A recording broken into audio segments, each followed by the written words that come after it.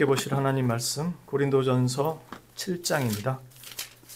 고린도전서 7장 1절부터 9절까지 말씀입니다.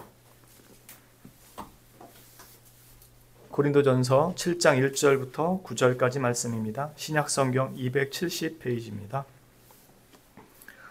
고린도전서 7장 1절부터 9절까지 말씀 다 찾으신 줄로 알고 제가 봉독하도록 하겠습니다.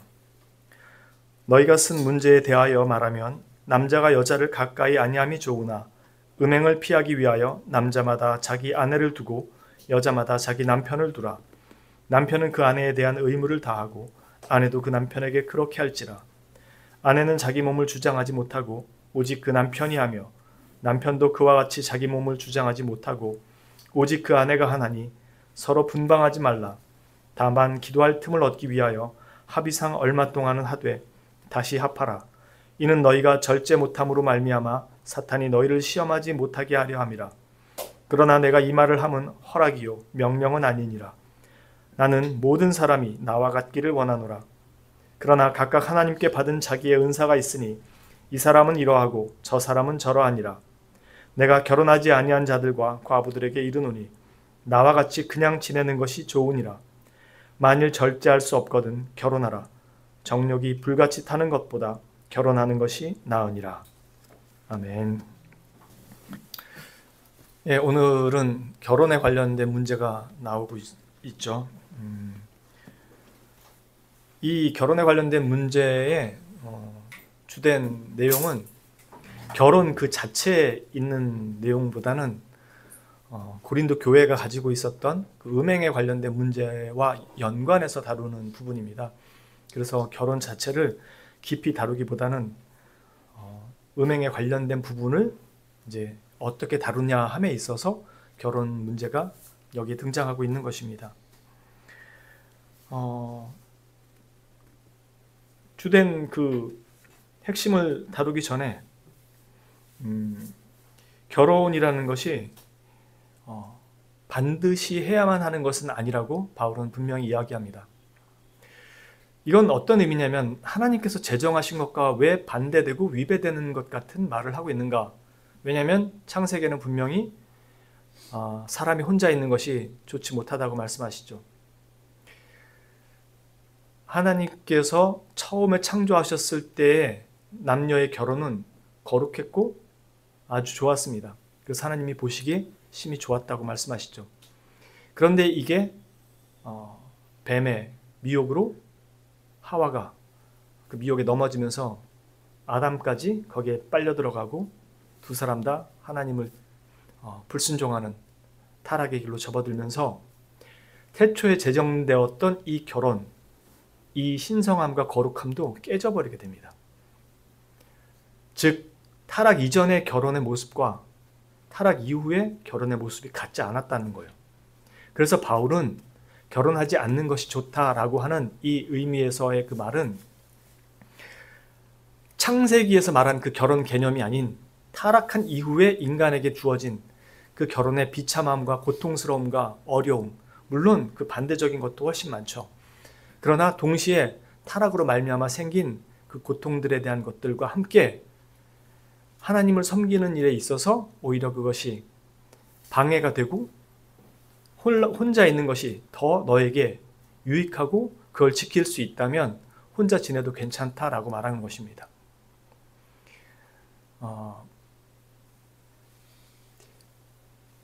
아담이 결혼을 해서 행복한 출발을 하죠. 아담이 그러잖아요. 와, 내 뼈 중에 뼈고 내 살 중에 살이다. 얼마나 사랑하면 그러겠습니까? 그런데 하와가 뱀의 미혹에 넘어가면서 깨지죠. 그리고 하나님께서 아담에게 찾아오십니다. 둘이 벌거벗은 걸 알고 숨죠. 그때 하나님께서 아담에게 말씀하십니다. 아담아, 네가 어디 있느냐?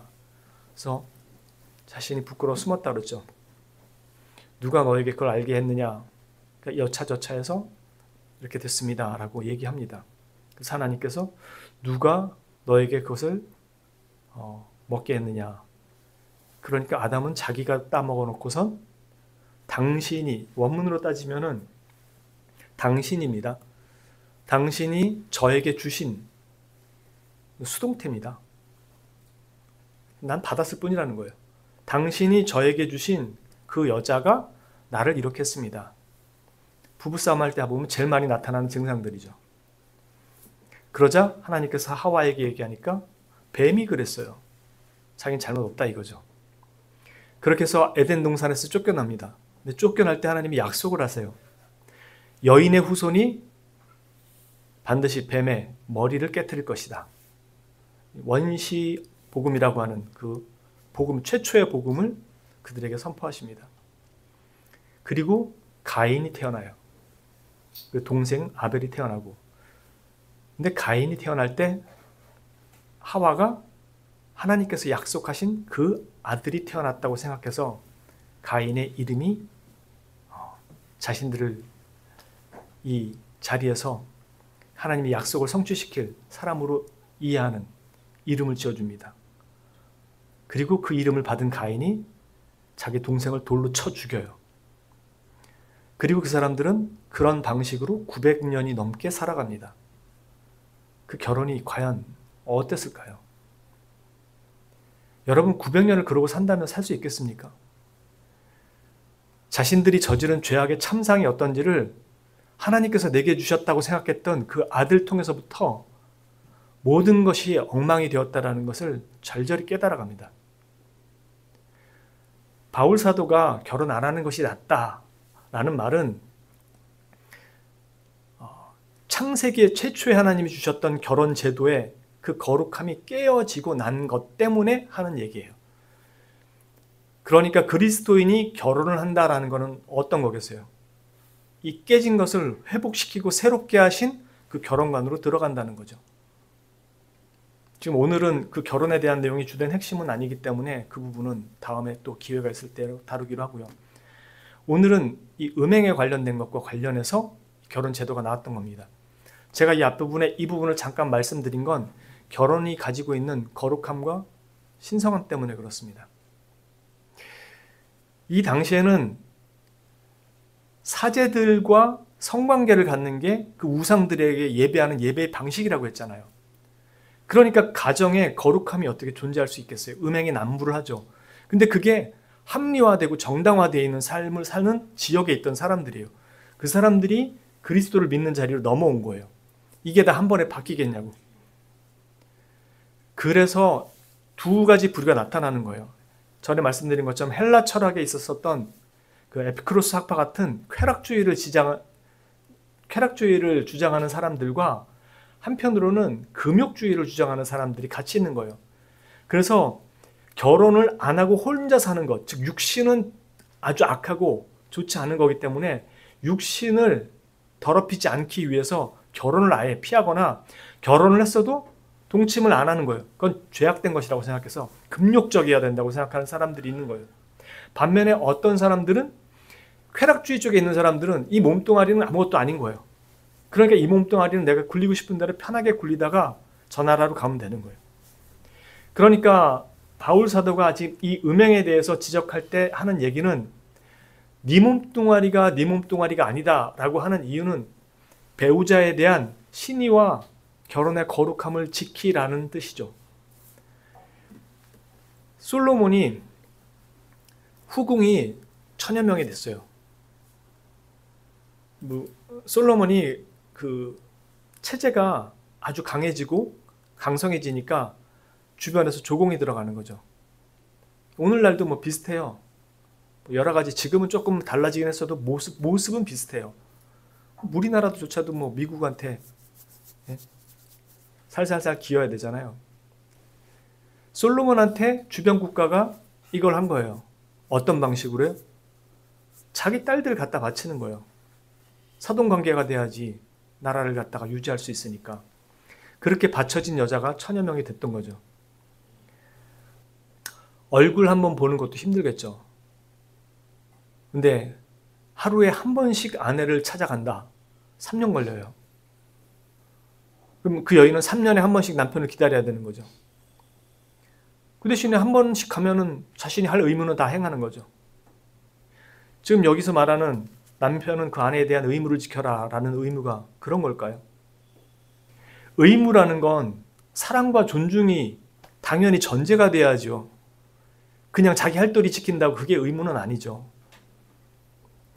지금 여기서 얘기하는 이 내용의 의무는 그들이 하는 은행 때문에 나왔다는 내용인 거예요. 내 아내가 있음에도 네가 하는 행동을 정당화시키지 마라. 그건 정당화될 수가 없다. 그리스도 안에서는 결코 그것은 정당화될 수 없다라는 겁니다. 지금 여기서 분방하지 말라. 다만 기도할 틈을 얻기 위하여 합의상 얼마 동안은 하되, 이 말은 다르게 말하면 합의가 안 되면 동침하라는 거예요. 그러니까 성경에 기도하기 위해서 분방하래. 그러니까 나 기도해야 되니까 말리지 마. 라고 할 수가 없다고요. 그 말은 바꿔 말하면 뭐예요? 상대방에 대한 존중과 사랑이, 배려가 1순위라는 거고, 자신은 자신이 그 의무를 지키겠다는 것만으로 자신의 그 몸뚱아리를 자기 거라고 주장을 할 수가 없다라는 뜻이죠. 이건 성경에 이미 그리스도께서 말씀하셨어요. 그리스도께서 하신 말씀이 그거죠. 고르반. 즉 자기 부모는 섬기지 않으면서 내가 가진 거 하나님께 이미 바쳐진 겁니다. 그래서 이건 손댈 수가 없어요. 그리고 부모를 공양 안 하는 겁니다. 주님이 그러시죠. 그러다 너 골로 간다. 경고하신 내용이거든요. 제가 우리 교단의 특성상 그런 게 되게 강하긴 하지만 저 역시도 그랬어요. 장남으로 자랐고 장녀의 아들로 태어나서 장남으로 자랐어요. 그래서 뭐든지 양보하고 의무, 당위 이런 것들이 제겐 지극히 그냥 평범한 일상이었어요. 그리고 그게 어렵지 않았어요. 근데 그렇게 자라왔기 때문에 지키는 게 당연했고, 그리고 그게 늘 정상이라고 생각했어요. 그리고 어머니는 늘 동생들을 위해서 희생했고 가족을 위해서 희생했어요. 저는 늘 동생한테 같은 걸 받아도 반은 더 떼어줘야 했어요. 그게 너무나 당연하게 생각됐어요.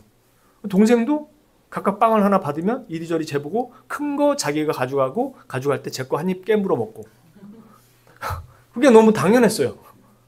형이니까 그게 그냥 저는 정상이라고 생각했죠. 그렇게 자라온 제가 결혼했을 때 아내에게 부과하는 의무는 너무나 당연한 거예요. 더군다나 사모니까, 더군다나 교육자니까. 이러한 모습들이 지극히 당연하고 그래야만 한다는 당위가 아내한테 씌워지는 거예요. 그리고 저는 아내한테 그렇게 얘기하는 거죠. 고르반, 나는 내 자신을 하나님께 바쳤어. 그러니까 당신도 찍소리 말고 따라와. 그게 제가 결혼해서 한 3년 정도까지의 제 의식 속에 깊이 있었어요. 3년은 정말 힘들었어요, 둘 다. 성격도 완전히 반대인데다가 생각도 완전히 반대니까. 그게 한 5년 정도까지 주구장창 그 문제로 싸우는 과정을 가요. 그리고 나서야 제가 이 고르반이라고 제가 외치고 아내한테 그렇게 하고 있었구나. 제 가족을 주님을 위해서 한다는 이름으로 다 희생시키고 있었구나. 왜 선배 목사님들이 다 은퇴할 때 내가 내 가족들한테 너무 미안했다라고 얘기하는지. 그건 미안한 문제가 아니에요. 사죄해야 될 문제지. 하나님은 그렇게 우리를 부르시지 않았거든요. 교육자도 그렇게 부르지 않았고, 근데 자기네들이 교육자라고 그렇게 해야 된다고 생각을 한 거예요. 서로 분방하지 마. 다시 분방하지 말라. 다만 기도할 틈을 얻기 위해 합의상 얼마간 분방해라. 이 말이 바울이 말하는 대로 나는 허락하는 거지 명령이 아니라 이거예요. 즉, 이 모든 것들은 아내와 너, 남편과 아내, 이 사이의 존중과 사랑을 전제로 해서 그 일들이 이루어지는 거지 딸랑 의무만으로 이루어지는 것이 아니라는 것을 가르쳐주고 있는 거거든요.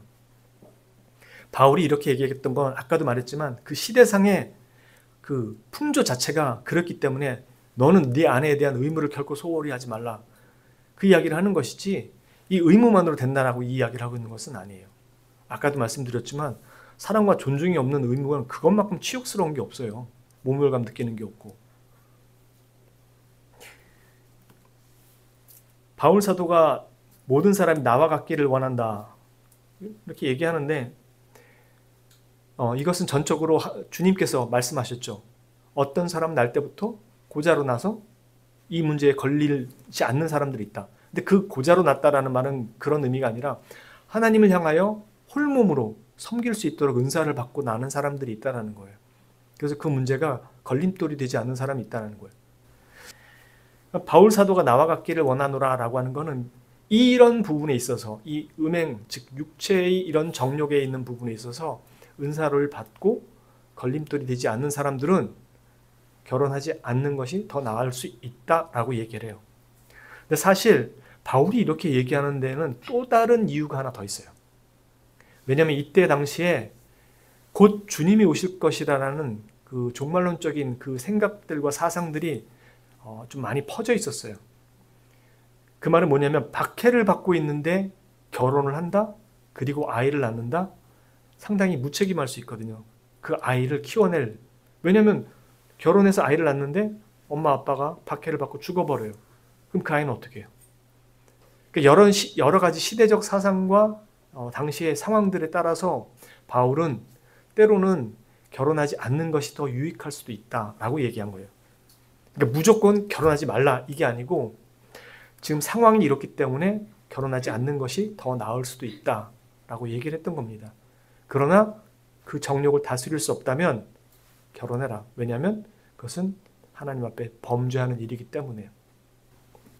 그러니까 지금 여기에 나와 있는 모든 내용들은 당시에 부부가 가져야 될 그리스도인으로서의 거룩성과 그 성결을 알지 못하고 행하는 그 많은 그 문화 속에 사는 사람들 속에서 살고 있는 고린도 교인들에게 너희는 그러지 말라는 거죠. 남편이 자기 마음대로 자기 몸뚱아리를 주장할 수 있는 것이 아니다. 아내 또한 똑같다. 그 말은 상대방에 대한 존중과 사랑을 절대로 잊지 말아라는 게 그 베이스입니다. 남자들이 제일 많이 하는 실수가 그거예요. 자기 여자친구든 아내든 좋아하고 사랑하니까 막 뽀뽀도 하고 막 쓰다듬고 지 좋을 대로 막 합니다. 여자가 어떤 입장으로 그걸 받아들이고 있는지는 남자들은 잘 몰라요. 나중에 한번 그런 젊은 청년들은 잘 들으세요. 특히 남자들. 나중에 자기 여자친구한테 그 있었던 일들에 대해서 물어보세요. 다 좋았다고 하는지. 때때로 수치스러움과 그 순간에 어찌할 줄을 모르는 당혹감들이 있어요. 상대방에 대한 존중이 없어서 그래요. 물론 여자도 나를 좋아하니까 그러겠죠. 근데 그 하는 것에 있어서 상대방에 대한 존중과 배려가 없을 때가 너무 많아요. 그냥 이성적으로 당연한 거라고 생각해서 이성 간에 그 행동들이 일어나요. 근데 안 그럴 때도 있어요.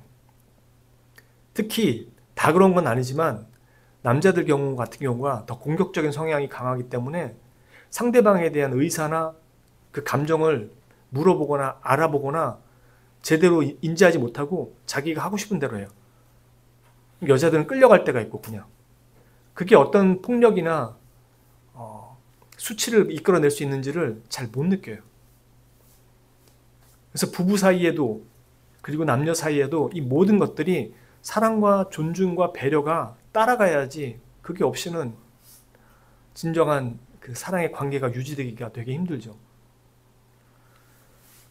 그래서 그리스도인들은 사랑한다고 얘기할 때 내가 저 사람을 직접적으로 사랑하는 사랑을 하지 않아요. 그렇게 하면 안 돼요. 그리스도인이 남편을 사랑하고 아내를 사랑할 땐 그 가운데 반드시 주님을 세워야 돼요. 그래서 나의 자아가 주님을 통과하면서 다 꺾이고 상대방한테 가야 돼요.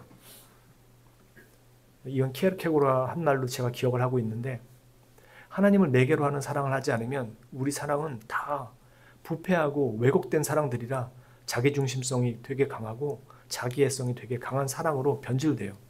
그 대표적인 게 펫 키우는 거죠. 펫을 사랑해서가 아니라 자기 만족을 위해서 키우는 거거든요. 남편이 펫이 될 수 있고 아내가 펫이 될 수 있어요. 그 진짜로 주의해야 되는 거예요. 자기는 남편을 위해서 이거 다 한다 그러는데 남편은 사육당한다고 생각할 수도 있어요. 아내는 또 아내도 똑같고요. 그래서 우리는 그 가운데 하나님을 통하고 상대방에게 가는 겁니다. 그래서 내가 상대방에게 갈 때 나의 중심적인 것들, 아집들이 한꺼풀 벗겨지고 들어가는 거예요.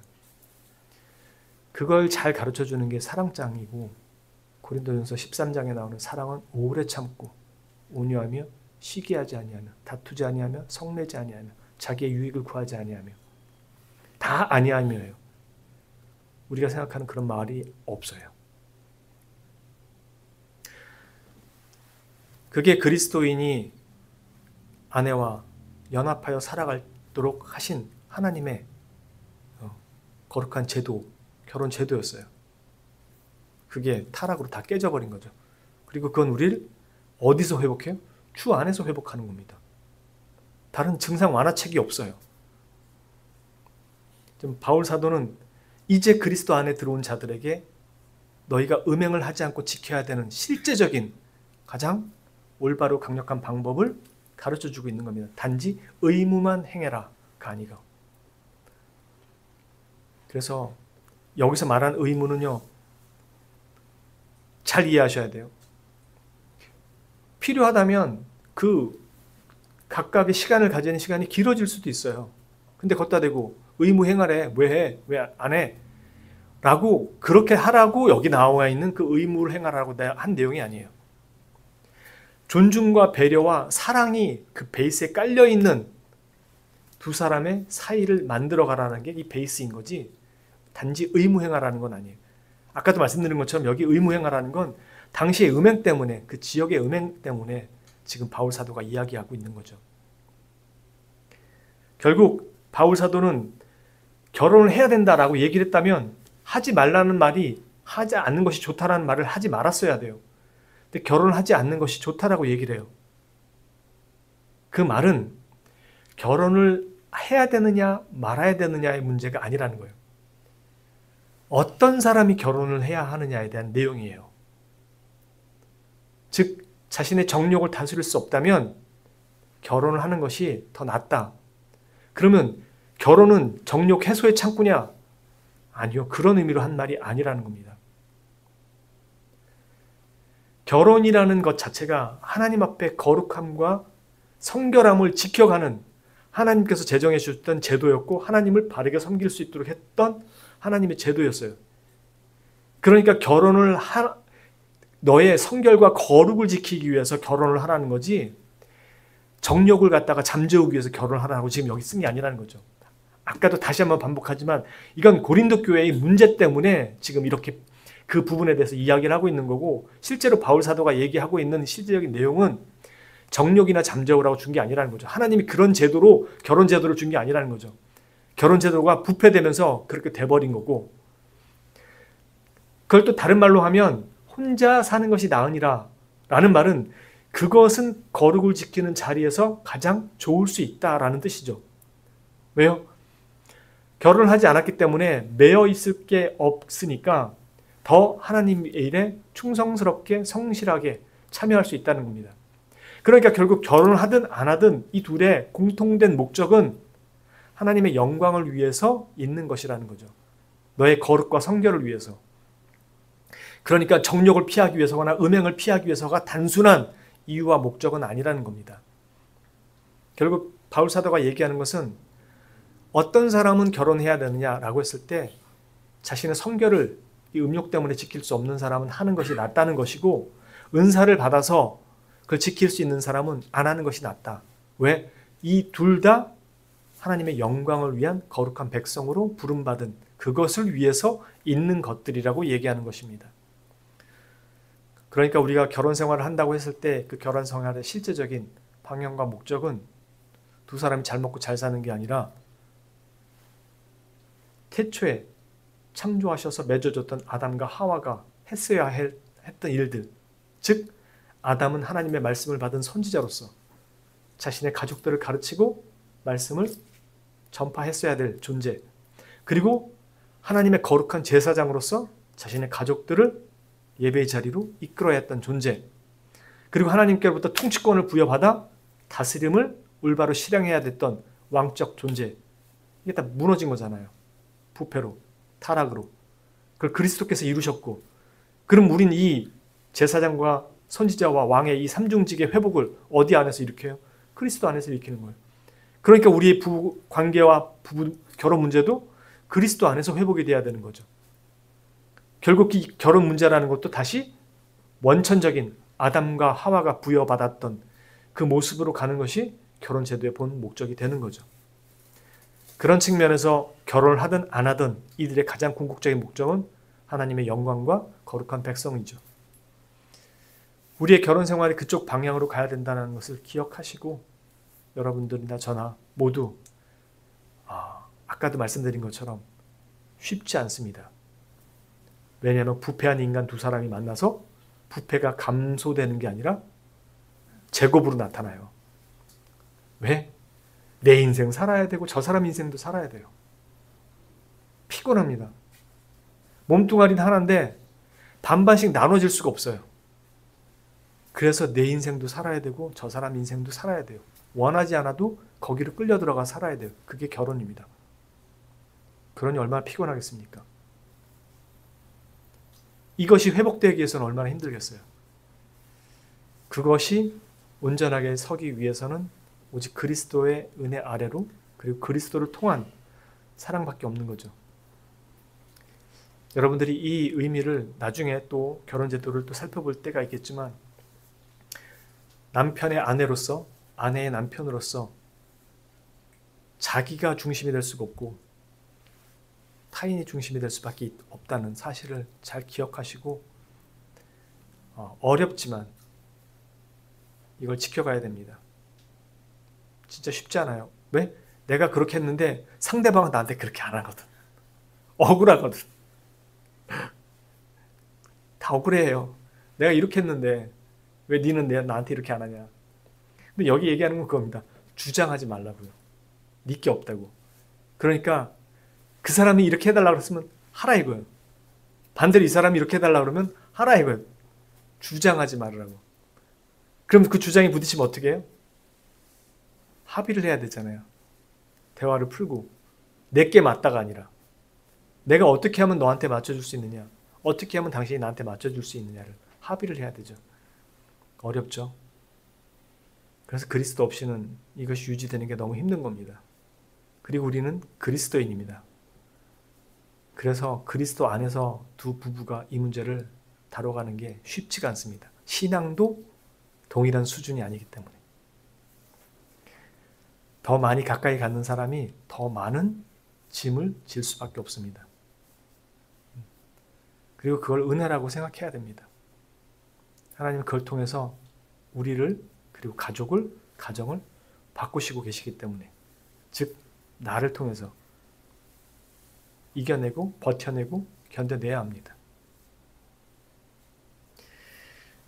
여러분 모두가 이 결혼의 소중함과 제도의 성숙함과 거룩함을 잘 지켜가시는 하나님의 거룩한 백성 되시기를 주님의 이름으로 진심으로 축원합니다. 기도합니다. 참으로 좋으신 하나님 아버지, 우리에게 참으로 소중한 돕는 배필을 각각 허락하시고 그 둘이 함께 가라고 하셨는데 우리는 도와줄 생각보다 왜 나를 안 도와주냐고 더 짜증을 내고 화를 낼 때가 더 많습니다.